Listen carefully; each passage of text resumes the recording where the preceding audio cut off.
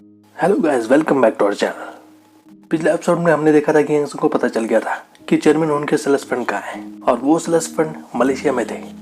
फिर यंगसन अपने आदमी से मलेशिया में किसी आदमी को भेजने के लिए कहता है ताकि वो वहाँ से उन सेल्स फ्रेंड को ला सके। वहीं दिखता है कि हाइन के पास सेक्रेटरी ना आती है। वो हाइन को बताते हुए कहती है कि हाइन का नाम ट्रेंडिंग टॉपिक पर आ चुका है, लोग हाइन के बारे में सर्च कर रहे हैं और हाइन की खबर को सब जगह देखा जा रहा है। हाइन भी ये देखकर हैरान होती है। फिर सेक्रेटरीना हाइन को रोते हुए गले लगा देती है क्योंकि हाइन को आज होश आ गया था। हाइन सेक्रेटरीना की अच्छी दोस्त है।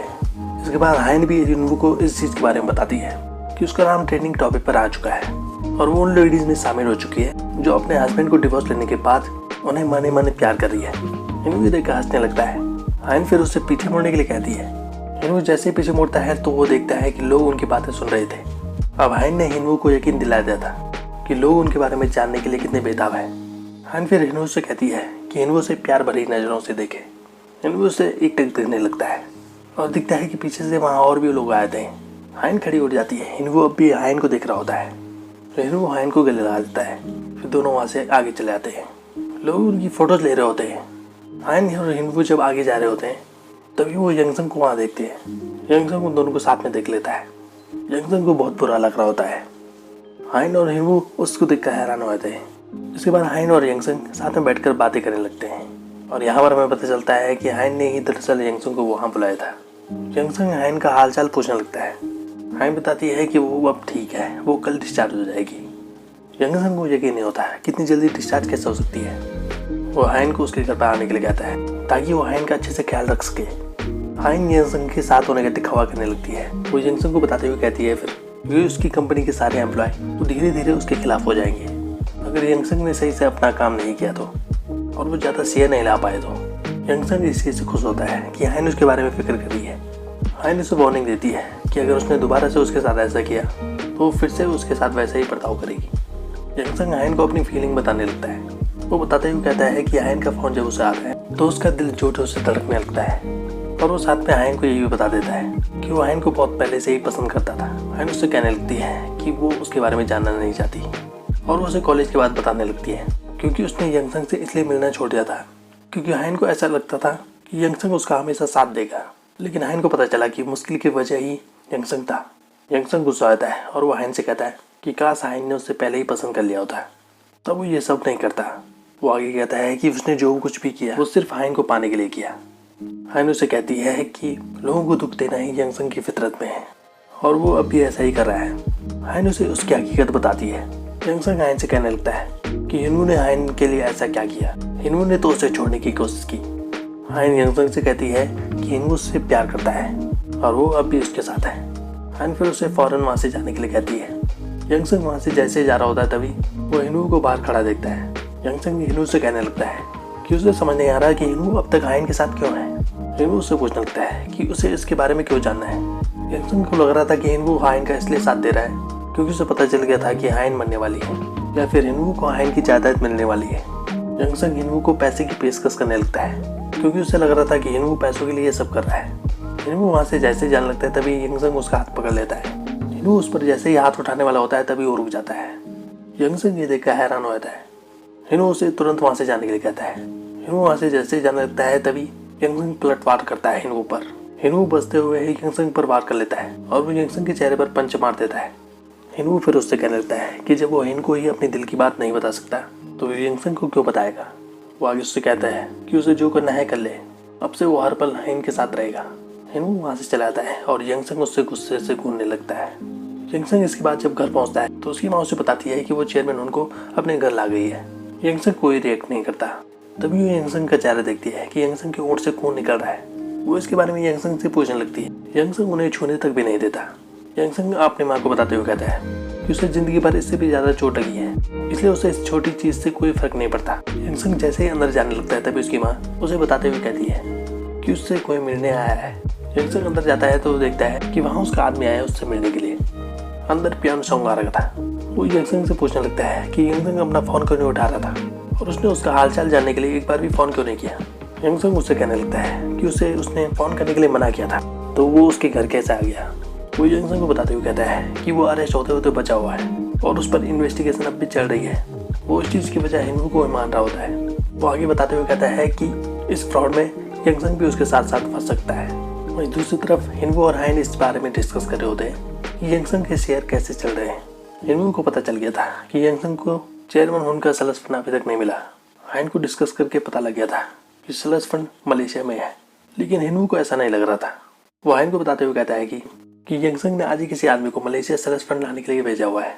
वो फिर हिनवू से पूछने लगती है कि उसे इसके बारे में कैसे पता चला, और यहाँ पर दिखता है कि हिनवू ने इस कंपनी के बहुत सारे एम्प्लॉय से बात की थी और उसे पता चला कि यंगसंग से सभी एम्प्लॉय बहुत दुखी है। वो यंगसंग के साथ काम नहीं करना चाहते और हिनवू को ये बात भी पता चल गई थी कि चेयरमैन उनके जो सेक्रेटरी थे उन्होंने भी अपनी जॉब छोड़ दी थी। फिर हिनवू सेक्रेटरी जांग से मिलने के लिए गया था। सेक्रेटरी जांग ने हिनवू को सब कुछ बता दिया था। हाइन ये सोच कर हैरान थी कि सेक्रेटरी जांग ने हिनवू को सब कुछ कैसे बता दिया। हिनवू हाइन को बताते हुए कहता है कि सेक्रेटरी जांग ने उसे इसलिए सारी चीजें बता दी क्योंकि वो कंपनी को बर्बाद होते हुए नहीं देखना चाहते। हिनवू आगे हाइन से कहता है कि वो भी सिर्फ इस कंपनी के लिए ऐसा कर रहा है क्योंकि हाइन को उस कंपनी से बहुत प्यार है। वहीं अगले दिन दिखता है कि हिनवू को कंपनी से जैसे ही इन्वेस्टिगेट किया जा रहा होता है तब हिनवू का दोस्त अपने साथियों के साथ वहाँ आता है।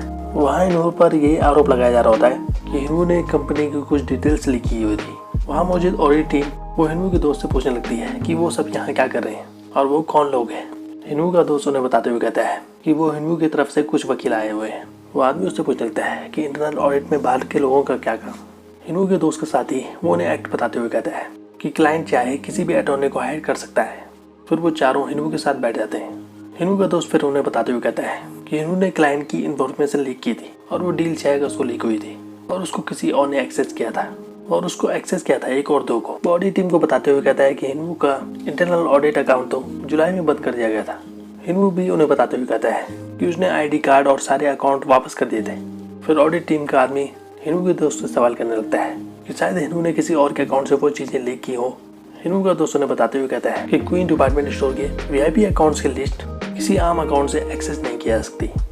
हिनवू का दोस्त फिर उन्हें वो कागज दिखाता है जिनमें जाली सिग्नेचर किए हुए थे और वो उन्हें डराते हुए कहता है कि अगर वो सिग्नेचर जाली निकले तो ऑडिट टीम पर केस भी हो सकता है और साथ में 3 साल की जेल भी हो सकती है। ये कहकर फिर वो वहाँ से चले आते हैं। वो हिनवू जब अपने दोस्त के साथ वहाँ से बाहर आ रहा होता है तभी वो आते हुए यंगसंग को देख लेता है। वो हिनवू को देखकर बहुत घूर रहा होता है। हिनवू वहाँ से बिना कुछ कहे चले आता है।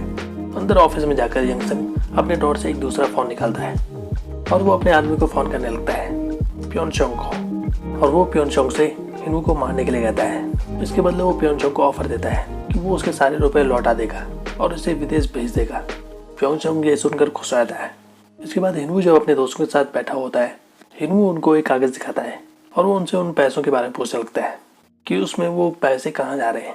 वो स्विट्जरलैंड बैंक के कागज़ थे। उसका दोस्त हिनवू से पूछने लगता है कि ये कागज़ हिनवू के हाथ कैसे लगे। फिर यहाँ पर दिखता है कि हिनवू के ऑफिस में जो भी यंगसंग ने कागज़ फाड़े हुए थे तो वहाँ की सेक्रेटरी जब कूड़े में डालकर उन कागज़ को ले आने लगती है तभी वहाँ हिनवू का सेक्रेटरी आकर उस लेडी से वो कचरा ले लेता है। फिर वो उसे एक बॉक्स में बंद करके सेक्रेटरी ना को दे देता है और फिर वो सेक्रेटरी ना ने हाइन को कागज़ दिए थे। उसमें वो कागज़ के पीस मौजूद थे। फिर हाइन और हिनवू ने उन्हें जोड़ने का काम किया था और उन्होंने फाइनली उन कागज़ों को जोड़ दिया था। हिनवू उन्हें बताते हुए कहता है कि यंगसंग अपने स्लश फंड की तलाश में है। वो हिनवू से वो अमाउंट पूछने लगते हैं। हिनवू ने बताते हुए कहता है कि 900 बिलियन वॉन। ये सुनकर वो सभी हैरान हो जाते हैं। हिनवू ने बताते हुए कहता है कि वो यंगसंग से पहले उस अमाउंट को ढूंढेगा। वहीं दूसरी तरफ दिखता है कि श्योली वो चेयरमैन होन से अकेले में उनके स्लश फंड के बारे में पूछने लगती है जो चेयरमैन होन ने श्योली के नाम किया था। चेयरमैन होन की यादाश्त चली गई थी, वो कुछ नहीं कह रहे होते हैं। वहीं दिखता है कि ब्योमजा का डिटेक्टिव वो एक ड्रोन भेजता है वहाँ निगरानी के लिए। श्योली उस ड्रोन को देख लेती है। उसे पता चल जाता है कि कोई उनकी निगरानी रख रहा है। डिटेक्टिव फिर फौरन अपना ड्रोन वापस भेज देता है। श्योली कमरे का पर्दा बंद कर देती है। वहीं दूसरी तरफ दिखता है कि हिनवू जब गाड़ी में सफ़र कर रहा होता है तो वो देखता है कि कोई गाड़ी उसका पीछा कर रही है और वो कोई नहीं बल्कि यंगसंग का ही आदमी था। इसके बाद जब आगे पुलिस खड़ी होती है तो वो आदमी हिनवू का पीछा करने बंद कर देता है और अपनी गाड़ी को मोड़ देता है। हिनवू आईने में देखता है कि वो गाड़ी अब उसका पीछा नहीं कर रही है। इसके बाद रात को हिनवू और हाइन की फैमिली साथ में बैठकर डिनर करने लगती है। हाइन को सभी के साथ बैठकर बहुत अच्छा लग रहा था क्योंकि उसकी माँ अब पहले की तरह नहीं रही। वो उसके लिए बहुत अच्छी हो गई थी। वहीं दूसरी तरफ डाई को सिचोल की फिक्र हो रही होती है। तभी उसके घर की घंटी बजती है। वो जब दरवाज़ा खोलती है तो वो देखकर हैरान हो जाती है। वहाँ कोई आया हुआ होता है। वहीं दूसरी तरफ दिखता है कि सिचोल वो हिनवू की जियाजी के साथ बियर पी रहा होता है। हिनवू का जियाजी सिचोल को बॉक्सिंग सीखने के लिए कहता है ताकि वो यंगसंग का मुकाबला कर सके। इसके बाद सिचोल रिंग में चले आता है और वो उनसे बॉक्सिंग सीखने लगता है। इसका अगला पार्ट देखेंगे हम नेक्स्ट वीडियो में। तो आज के लिए बस इतना ही। ऐसी वीडियोस देखते रहे हमारे चैनल पे। Thank you so much.